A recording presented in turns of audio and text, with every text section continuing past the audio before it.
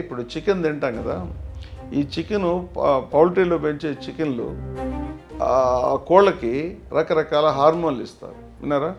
ఆ హార్మోన్లు ఇచ్చినందువల్ల ఏమవుతుంది, గ్రోత్ హార్మోన్స్ ఇస్తారు. ఆ గ్రోత్ హార్మోన్స్ తక్కువ మోతాదులో అందులో నుంచి వచ్చి ఈ ఫుడ్ చైన్లోకి వెళ్తుంది. ముఖ్యంగా చిన్నపిల్లలు పెరిగే సమయంలో ఇవి తీసుకున్నప్పుడు ఆ హార్మోన్లు కూడా ఈ గ్రోత్ మీద, ఈ బిడ్డ పెరుగుదల మీద కూడా ప్రభావితం చూపుతున్నాయి అని కొన్ని స్టడీస్ ఉన్నాయి. అందువల్ల ఏంటంటే చాలా ఇంతకుముందు కంటే కూడా పొడవు పెరుగుతున్నారు. తల్లిదండ్రుల కంటే పిల్లలు పొడవు పెరుగుతున్నారు. ఇప్పుడు వస్తా కదా, చాలా పొడవు.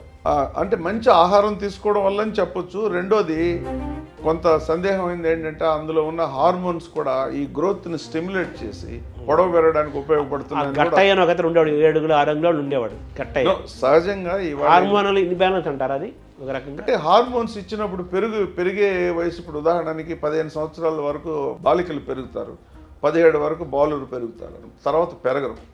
ఎక్కువ తింటే పొడిగేదే ఉండదు, సైడ్ పెరుగుతారు, అంతే, పైకి పెరిగేది ఉండదు, పొడవు ఎడమ సమానం అయిపోతుంది. అప్పుడు కానీ ఆ 15 సంవత్సరాల లోపల కనుక గ్రోత్ హార్మోన్స్ కనుక ఇచ్చినట్లయితే పొడవు పెరుగుతారు, ఎముకలు పొడవు పెరుగుతుంది, హైట్ పెరుగుతారు. ఆ సమయంలో ఎక్కువ ఈ చికెన్ ఇవన్నీ తిన్నందువల్ల అది స్టిమ్యులేట్ అవుతుంది అనేది ఒకటి.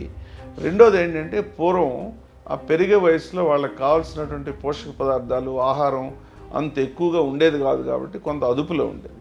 ఇప్పుడు ఆ సమస్య లేదు కదా, ఆహారం అవసరానికి మించి అందుబాటులో ఉంది కాబట్టి ఈ పిల్లలు ఎక్కువ ఆహారం తీసుకున్నందువల్ల ఆ వయసులో బలంగా, ఇట్ ఈస్ అ ఫ్యాక్ట్.